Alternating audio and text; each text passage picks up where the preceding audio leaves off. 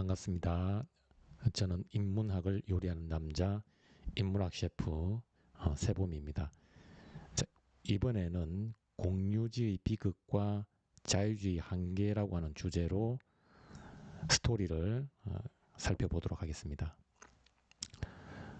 먼저 오늘의 스토리에 등장하는 가장 주요한 학자는 게릿 하딘이라고 하는 인물입니다. 자, 이 인물과 제가 주고받는 가상의 스토리에 여러분이 주의를 잘 기울이면 여기에 있는 이 이론들을 수월하게 흡수할 수 있을 것이라고 확신합니다. 자, 먼저 제가 말문을 트도록 하겠습니다. 정의 담론과 관련하여 여기서 정의는 저스티스입니다. 정의 담론과 관련하여 롤스와 노직은 자유주의의 입장에 서 있습니다. 즉 개인의 자유와 권리를 온전히 보장하는 것을 정의롭다고 여기지요. 물론 두 사상가 사이에 분명한 차이가 존재합니다. 롤스는 국가의 개입을 바탕으로 재산의 소유를 고르게 분산하여 우연성에 따른 불평등을 보완할 필요가 있다는 입장을 취합니다. 반면 노직은 국가의 개입에 따른 재분배는 소유권을 침해하여 개인의 자유와 권리를 훼손한다고 봅니다. 자, 그래서 국가가 재분배에 개입하지 않을 때 개인의 자유와 권리가 온전히 확보될 수 있다는 입장을 취합니다. 자, 그럼에도 불구하고 두 사상가는 자유주의의 진영에서 개인의 자유와 권리를 강조합니다. 즉 개인주의를 지지하는 셈이지요. 먼저 우리가 여기서 주목해야 될 이론은 자유주의라고 하는 것입니다. 자유주의는 기본적으로 개인의 자유와 권리를 온전히 보장하는 것, 이것을 바로 정의다 이렇게 간주를 하죠. 이와 관련한 대표적인 학자가 우리 앞서 살펴본 롤스와 노직입니다. 물론 두 학자는 자유와 권리를 보장하는 방식에 있어서는 차이가 있죠. 롤스는 국가가 개입하여 재산의 소유를 고르게 분산하는 재분배를 통해서 자유와 권리를 온전히 보장할 수 있다는 입장을 취하는 반면 노직은 소유권이 곧 자유이기 때문에 국가의 개입을 통한 재분배가 오히려 소유권을 침해하고 이것이 곧 자유의 훼손으로 이어진다라고 해서 재분배에 국가가 개입하지 않는 것이 개인의 자유와 권리를 더욱 온전히 보장한다는 입장을 취하고 있습니다. 즉 롤스와 노직 모두 개인의 자유와 권리를 보장하는 방식에 있어서는 차이가 있지만 두 학자 모두 자유주의의 입장에서 개인의 자유와 권리를 온전히 보장하는 것을 정의라고 간주합니다. 결국 자유주의는 개인의 자유와 권리를 강조하죠. 여기서 말한 개인이라고 하는 건 개개인을 말하는 것입니다. 자, 이렇게 개인의 자유와 권리를 강조하는 이러한 입장을 우리가 자유주의의 이 관점이라고 볼 수 있는데, 그래서 이 자유주의는 개인의 권리와 자유를 우위에 두기 때문에 우리가 개인주의라고도 할 수가 있습니다. 자, 이어서 하지만 개인주의는 이기주의로 변질될 수 있습니다. 물론 자유주의는 다른 사람에게 해악을 가하지 않는 범위 내에서 개인이 자유와 권리를 행사할 수 있다고 강조합니다. 자, 그럼에도 불구하고 자유주의가 현실에서 작동하는 과정에서 개인주의는 이기주의로 변질될 수 있죠. 그 결과 다른 사람의 자유와 권리를 침해하면서까지 자신의 이익을 극대화하려는 성향이 극성을 부립니다. 물론 앞서 살펴본 자유주의는 개개인을 강조하기 때문에 개인주의로 우리가 분류를 할 수 있어요. 이때 개인주의는 이기주의와 오해를 하면 안 되는 것이 반드시 다른 사람에게 해악을 가하지 않는 범위 내에서, 즉 다른 사람의 자유와 권리를 침해하지 않는 범위 내에서 개인의 자유와 권리를 확보하여 행사할 수 있다는 관점을 취하는 것이 바로 자유주의의 근본적인 입장입니다. 즉 자유주의가 다른 사람의 자유와 권리를 침해하면서까지 자신의 자유와 권리를 행사할 수 있다라고 극단적으로 주장하지는 않습니다. 하지만 이 자유주의가 현실에서 작동하는 과정에서 개인을 지나치게 강조하다 보니까 이것이 다른 사람의 자유와 권리를 침해하면서까지 자신의 자유와 권리를 확보하려는 이기주의로 변질이 될 수가 있습니다. 이것이 바로 자유주의가 직면하는 일종의 한계라고 볼 수 있는데요.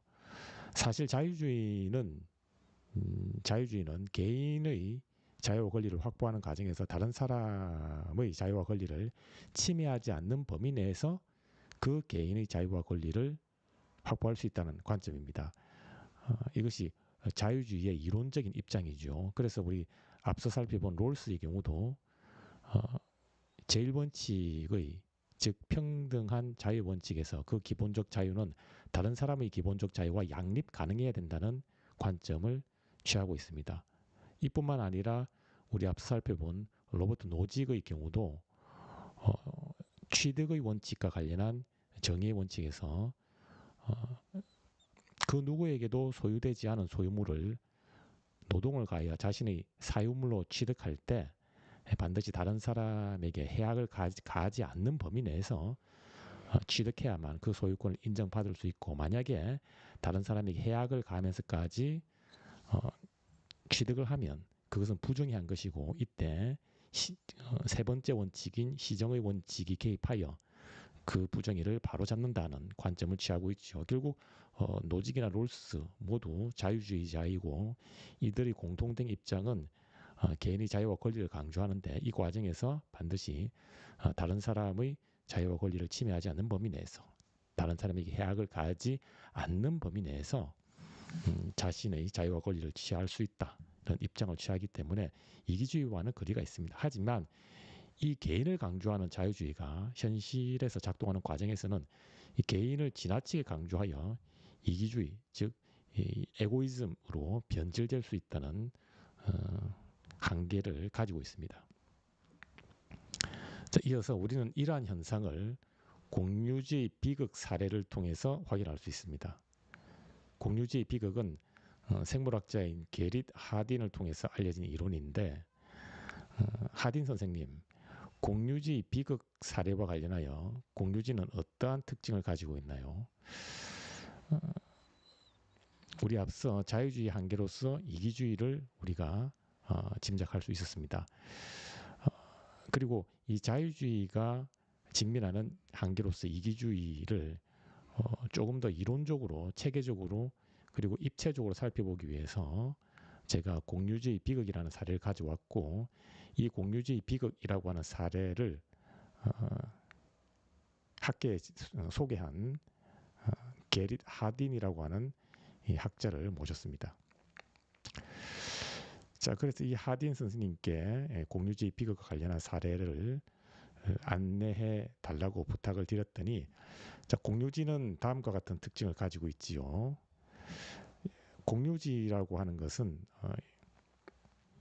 사유지, 즉 개인의 재산이라기보다는 그 누구에게도 사적인 소유물로 소속되어 있지 않고 모두에게 모두가 이용할 수 있는 그러한 자원, 재화라고 볼 수가 있어요.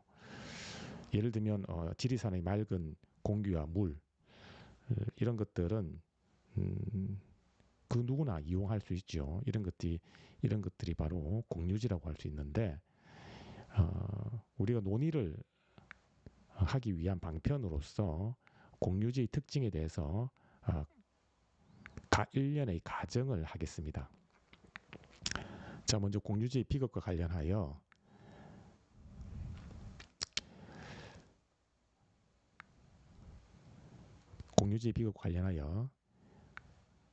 다수의 소떼 소유자들, 즉 목동이라고 할 수 있습니다. 소떼를 목조지라고 하는 공유지에 풀어서 수익을 확보하여 생계를 유지하는, 즉 여기서 말하는 공유지라고 하는 것은 목초지, 즉 소떼를 방목하여 키우기 위한 풀이 자라나는 지역, 우리가 그것을 공유지, 목초지로서 공유지라고 할게요.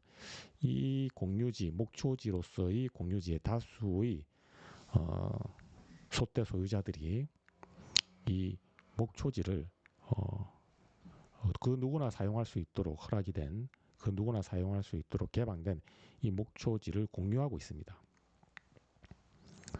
자, 그런데 이때 이 소떼의 소유자들은 자신들이 방목할 이 소떼의 수를 최대한 증가시켜서 이익을 극대화하는 것이 가장 합리적입니다. 이것이 바로 논리적이라는 것이죠. 왜 이것이 논리적이냐? 소떼의 수를 증가시키게 되면 자신은 이익을 얻게 되죠. 그 이익은 개인이 취하는 반면에 이로 인해서 풀이 고갈되는 그러한 이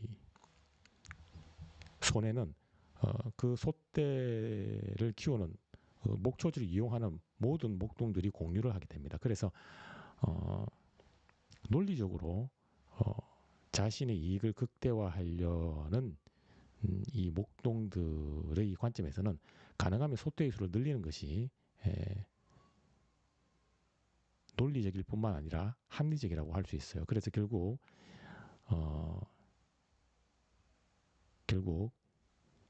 이 목초지에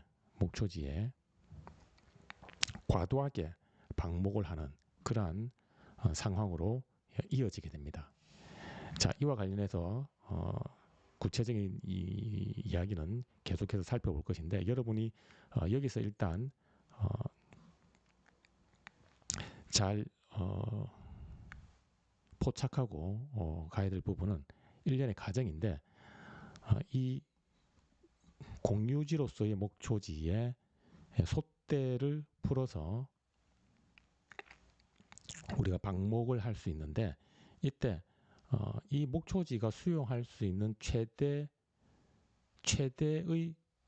이 소떼 수, 목초지가 최대한 수용할 수 있는 소떼의 수를 우리가 20마리라고 가정을 하겠습니다. 20마리라고. 그런데 이 20마리를 초과하는 순간 이 목초지는 고갈이 됩니다. 즉 새로 자라나는 풀의 양보다 소떼가 뜯어먹는 방목으로 인해서 소떼가 뜯어먹는 풀의 양이 훨씬 압도하기 때문에 더 이상 그 목초지가 원래 상태로 회복하는 능력을 상실하여 목초지가 고갈되죠. 그 티핑 포인트, 그 임계점을 우리가 20마리를 초과하는 순간이라고 우리가 가정을 하겠습니다. 자, 이러한 가정하에서 우리 게릿 하딘 선생님의 안내를 계속 따라가 보도록 할게요. 자, 400제곱미터의 공유지로서 목초지는 최대 20마리 소떼를 수용할 수 있다고 가정합시다. 즉 목초지의 풀을 뜯는 소떼의 수가 20마리만 초과하지 않으면 그 목초지의 풀은 다시 자라나서 원래의 상태를 유지합니다. 하지만 소떼의 수가 20마리를 초과하는 순간 목초지는 파괴됩니다. 즉 소가 뜯는 풀의 양이 다시 자라나는 풀의 양을 압도하다 보니 목초지는 원래 상태로 회복하는 능력을 상실합니다. 그런데 목초지는 사유지가 아닌 공유지이기에 그 누구도 소떼의 수를 규제하지 않지요. 우리가 여기서 한 번 더 확인해야 될 부분은 공유지로서의 목초지는 그 누구에게도 점유되지 않은 즉 사유지가 아니기 때문에 그 공유지에 방목하는 소떼의 수를 그 누구도 규제하지 않습니다. 그리고 그 목초지가 수용할 수 있는 한계치는 바로 소떼 20마리까지입니다. 소떼 20마리를 초과하는 순간, 즉 21마리가 되는 순간 티핑 포인트를 넘겨서 티핑 포인트를 넘어서서 목조지는 고갈되기 시작합니다. 자, 계속해서 하딘 선생님께서 이러한 특성을 지닌 목초지 운명은 어떻게 될까요? 단 소떼의 소유자들이 자신의 이익을 극대화하는 경제적 인간이라고 가정합시다. 자, 즉 호모 에코노미쿠스라고 가정합시다.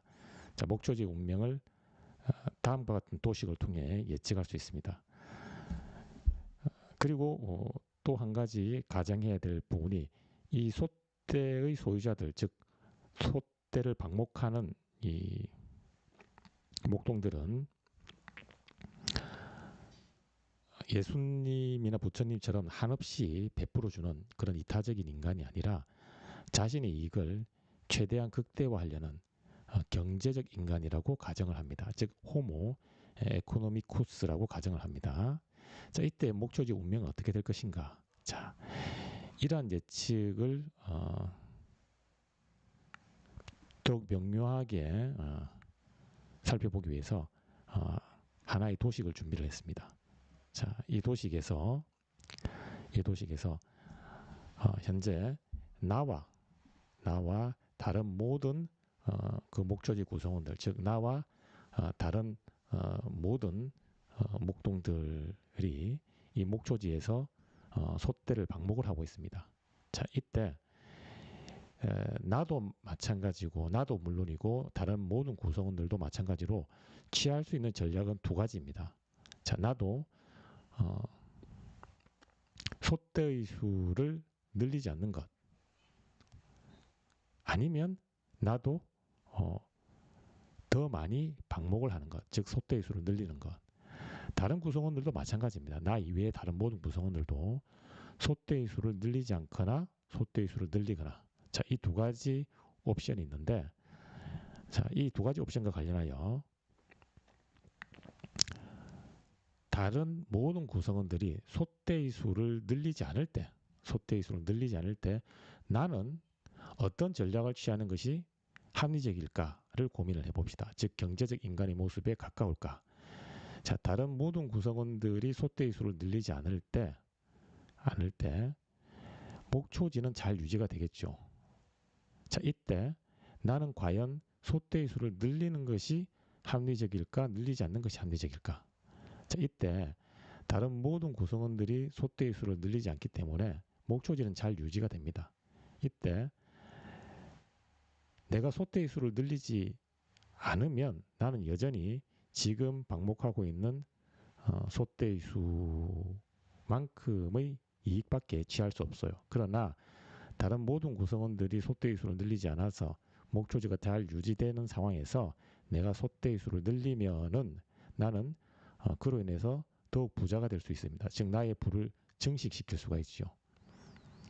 더군다나 나 하나쯤 소떼의 수를 늘린다고 해서 목초지는 파괴되지 않습니다. 즉 목초지는 잘 유지가 되면서 내가 소떼의 수를 늘려서 그로 인한 수익이 증대되기 때문에 다른 모든 구성원들이 소떼의 수를 늘리지 않는 상황에서는 내가 소떼의 수를 늘리지 않는 것보다 나는 소떼의 수를 늘리는 것이 합리적입니다. 자, 즉 소떼의 수를 늘리는 것이 합리적 선택이라는 것이죠. 이어서 다른 모든 구성원들이 소떼의 수를 늘릴 때 과연 나는 소떼의 수를 늘리는 것이 합리적일까? 아니면 소떼의 수를 늘리지 않는 것이 합리적일까를 한번 고민해 봅시다. 다른 모든 구성원들이 소떼의 수를 늘리면 어차피 목초지는 파괴가 됩니다. 어차피 목초지는 고갈이 되죠.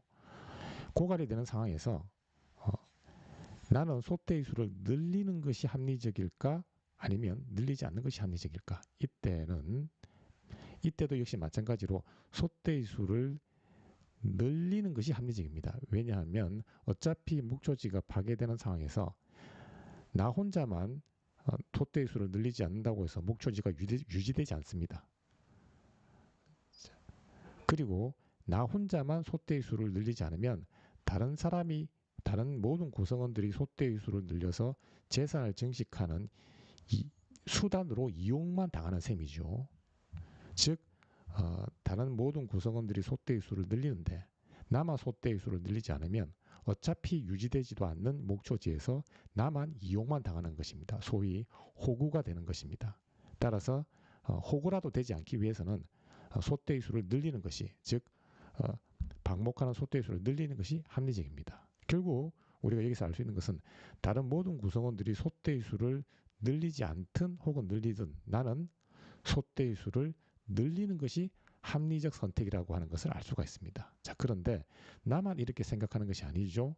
다른 모든 구성원들도 경제적 인간, 호모 에코노미쿠스이기 때문에 다른 모든 구성원들도 나와 동일한 전략을 취합니다. 즉 소떼의 수를 늘리게 됩니다. 그러면 나도 소떼의 수를 늘리고 다른 모든 구성원들도 소떼의 수를 늘려서 결국은 목초지가 파괴되는, 고갈되는 운명에 직면하게 되겠죠. 그 결과 나와 다른 모든 구성원들은 더 이상 목초지에 소를 방목하여 수익을 확보할 수 없는 그런 비극에 직면하게 됩니다.